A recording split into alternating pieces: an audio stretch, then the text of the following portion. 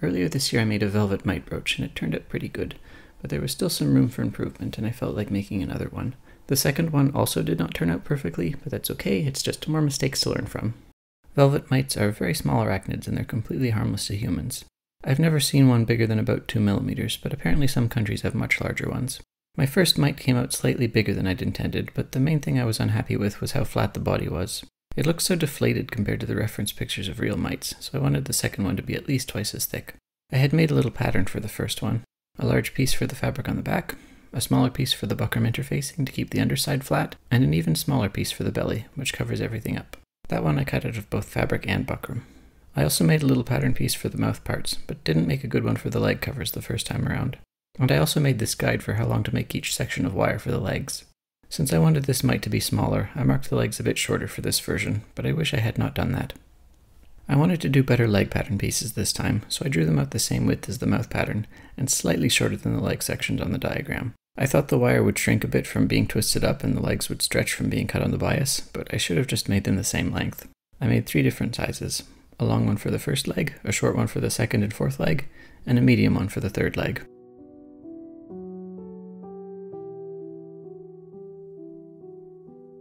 I didn't change the size of the back cover piece because I knew I was going to add a lot more stuffing this time, but I trimmed down the pattern pieces for both the stiffening and the belly cover. The stiffening piece was already creased down the middle, so I trimmed it on one side and then traced that on the other side to make it symmetrical.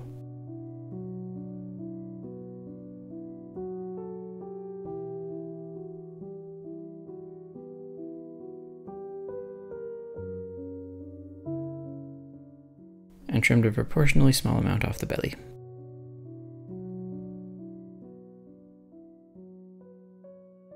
My fabric is this bright red velvet that I've had in my stash for over a decade. I don't remember where it came from. I also don't know why I kept it for so long when it's polyester and I don't really want to use it for clothing, but a brooch cannot make you sweaty, so this is a good use for it. For the interfacing layers I'm using buckram, which is just linen stiffened with glue. You could use other kinds of heavy-duty interfacing. This is just what I have in my stash because I use a lot of it in 18th century tailoring.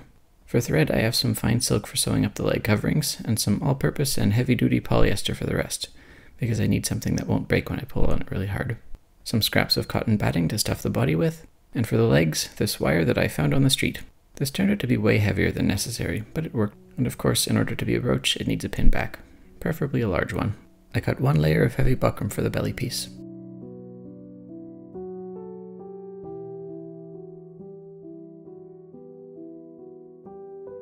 I wanted the main piece of interfacing to be even sturdier, so I machine sewed 2 layers of buckram together before cutting it out.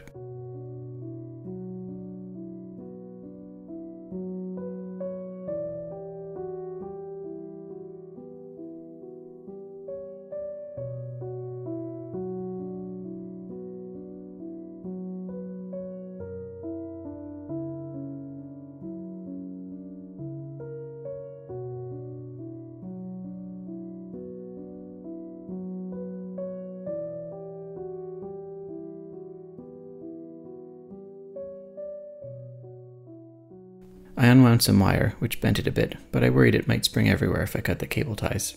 I then began bending the wire into the leg shapes according to the diagram I'd drawn.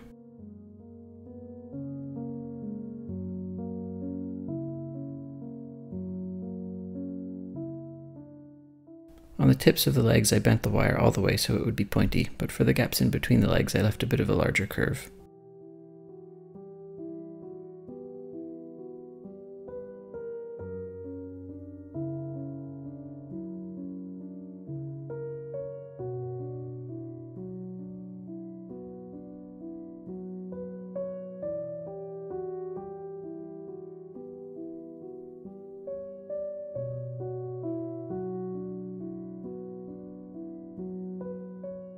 Once the first side of the leg piece was done, I mirrored it for the other side.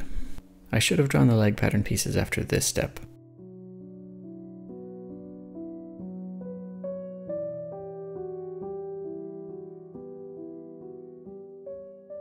After cutting them off, I twisted the ends of the wire together, and twisted all the legs a few times too.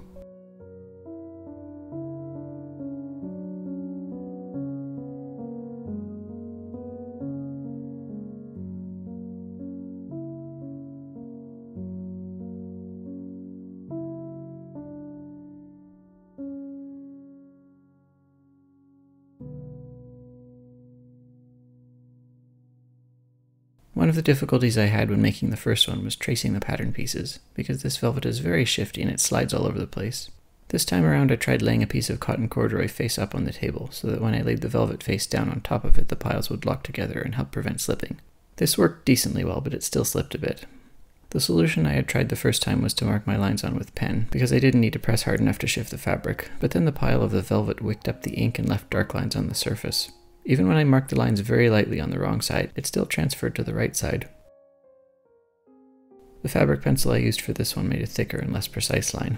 I traced out one piece for the back and one for the belly, giving them plenty of room for seam allowance, because I don't include seam allowance on my patterns. And 2 for each of the leg and mouth pieces, forgetting that I had made one of them to be cut 4 times, so I had to go back and cut out 2 more leg pieces afterwards. As mentioned, these are cut on the bias, so they'll stretch and bend more easily. I cut the 2 body pieces with about 1 centimeter of seam allowance, but for the legs I only did about 4 or 5 millimeters.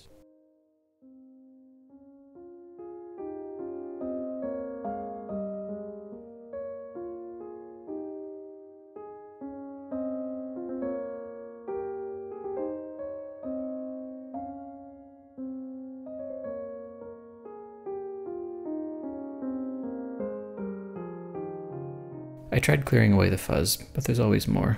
I might have also accidentally vacuumed up a couple of leg pieces and spent a while wondering where they went. Sewing soft drapey velvet by machine is annoying at the best of times, and tiny little bias strips are the worst of times, so it's much easier to do them by hand. The fabric sticks to itself well when first folded, but it still needs to be pinned so it doesn't slip while sewing. I'm using silk thread for the leg seams because it's a lot easier to hand sew with than polyester. Too much beeswax would make it stick to the velvet pile, so I'm just waxing it very lightly.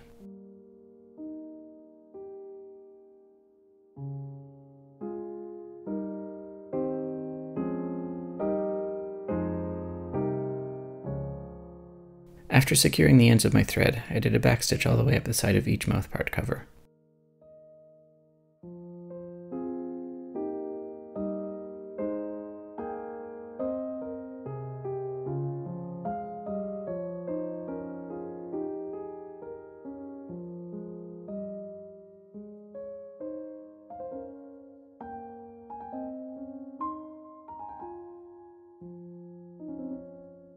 And tied the thread off twice to make extra sure it won't come apart. I trimmed the seam allowances down a bit more, especially at the tips.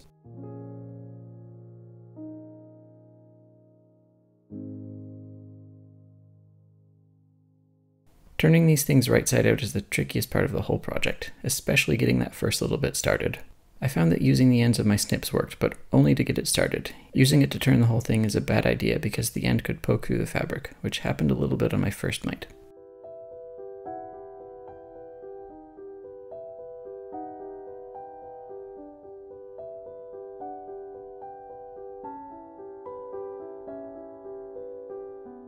I tried using the handle of a small paintbrush, but it was too thick, so then I tried the blunt end of a very large needle, and that worked well.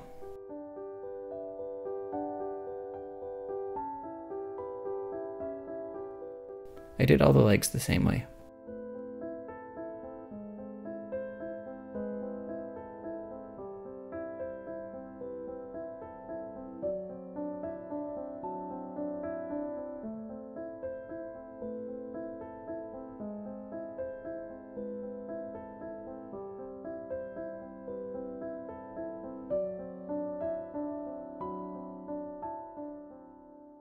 I do not think this would work very well if you were using a stiff cotton velvet.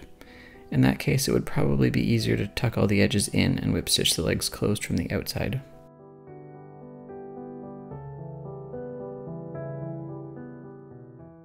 I put the coverings on all the legs and mouth parts, and was disappointed to see that some of them were a bit too short. I got rid of my shortest pattern piece, but will probably still redo the longer ones. To keep them securely attached, I used a doubled piece of regular polyester thread.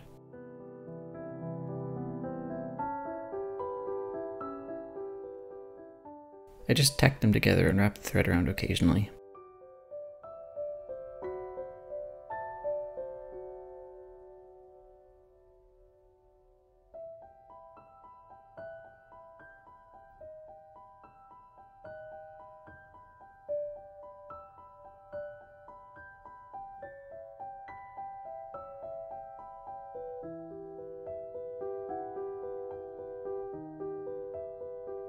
The back covering is one flimsy oval of fabric, which doesn't seem like a very easy shape to stuff, so instead I'm piling up scraps of batting on top of the stiffening layer. I did several layers on my first mite and it came out much too flat, so this time I'm checking to make sure it's big enough before I sew it up.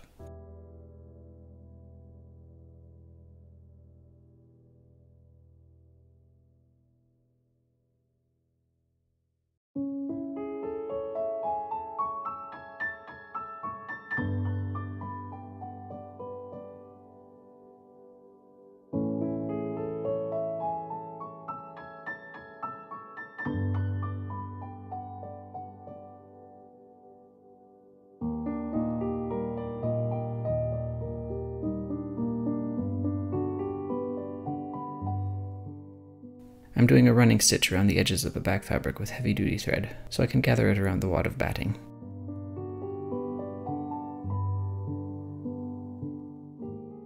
The buckram goes on what will be the underside of the mite.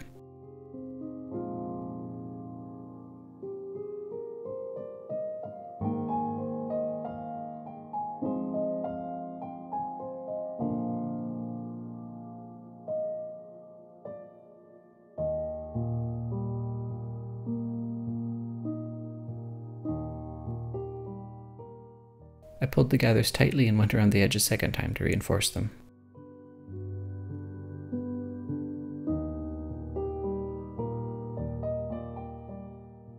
Yet another thing I failed to anticipate was the fact that adding more stuffing made the sides bulge out more, so even though I had made the buckram smaller, the body was just as big as the first one.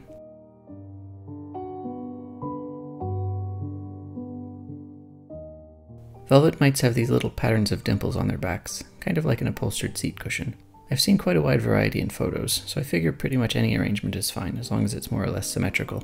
I'm using doubled polyester again, so I can pull on it tightly without worrying about breaking it.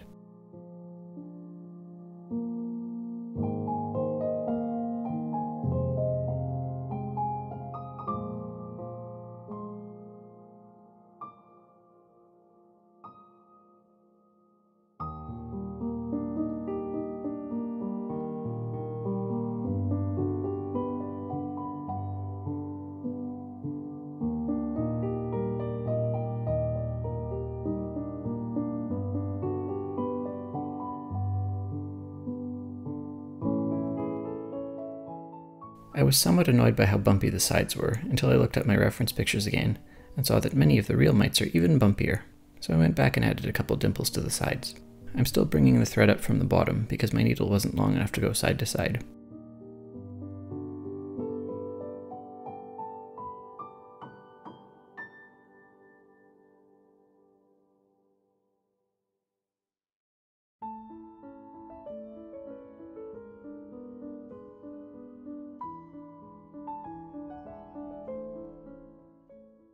At this point, I bent the legs into shape. This wire does not bend very easily, and I really wish I'd used a thinner one.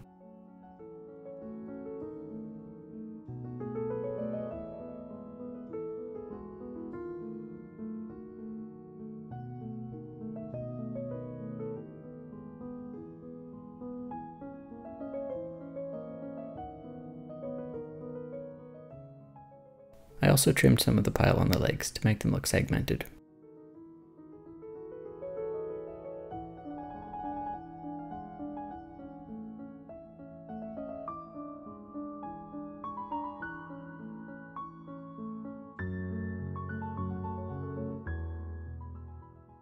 I sewed them to the body with more of that heavy-duty thread, sometimes going through the velvet and sometimes bending the buckram so I could sew through it too. I just kept sewing round and round until they weren't wobbly anymore.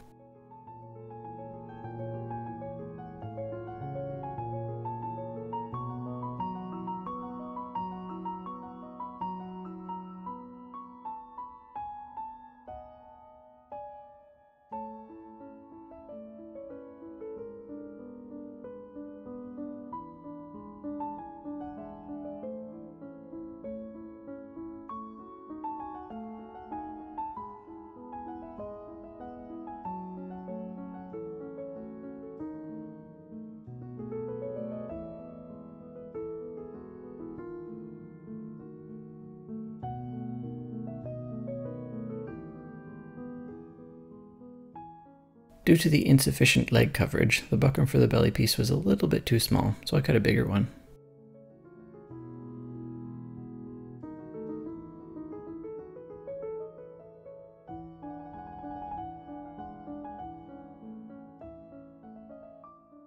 Fortunately, I'd cut the velvet with enough seam allowance that it was still big enough. I gathered it up the same way as the back piece, but this time with more of that all-purpose thread, instead of the heavy-duty one.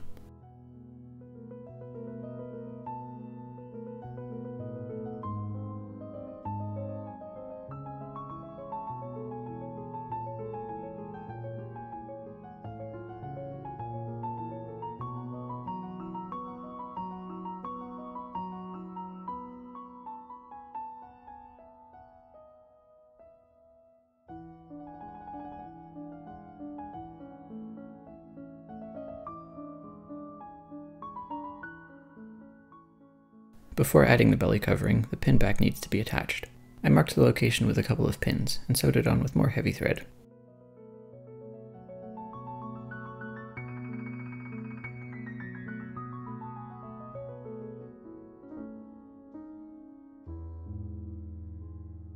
This one's grey because I had a bit of it on my pin cushion, and it won't show. It was quite tricky to put the needle through the holes on such a bumpy surface.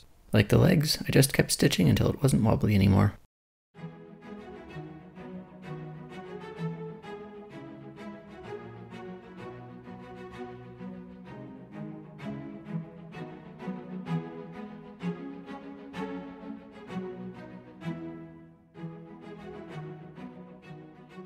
Now I only needed to cover up all that scruffiness by pinning the belly in place and whip stitching it down, once again using the doubled polyester thread.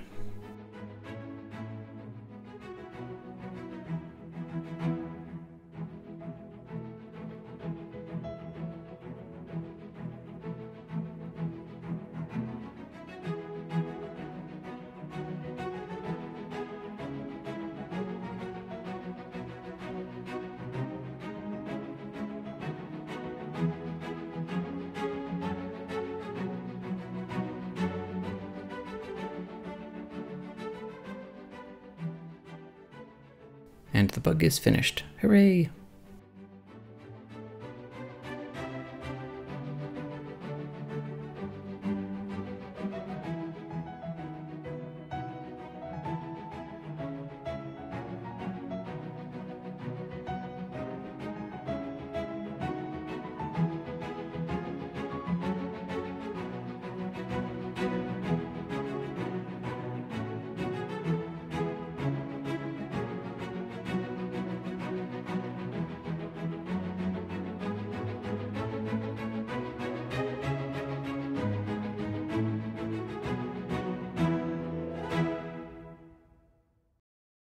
Overall, I think the second one is definitely an improvement because the body has a much better mite shape. It's a good amount of thick and bumpy, just like the real ones. But I think the first one has nicer legs. I really don't know why I used such heavy wire for this one. It made the legs so hard to bend. For some reason I thought that's what I'd used on the first one, but looking back at my pictures, it was actually much thinner wire. I also think the leg coverings came out thicker on this one, and that's probably because I used a fabric pencil that left a thicker and less precise line when I traced them out. The first mite was just long enough ago that I don't remember what I did for every step, and I should have written more stuff down. Making the legs shorter would have been okay if the body had also been proportionally smaller, but it was not, so if I make another one I'll have to make the body pattern piece even smaller.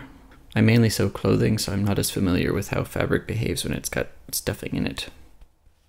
It would also be good if I curved the sides in a little bit on the pattern. They don't all have that kind of shape, but a lot of them do. It would also probably be more efficient to just get rid of the leg pattern pieces entirely and cut long bias strips in the right width, and then just trim those down as needed. I would like to make more bugs at some point. I have made a beaded velvet wasp, but that was 11 years ago and it was a decoration for a hat I don't have anymore.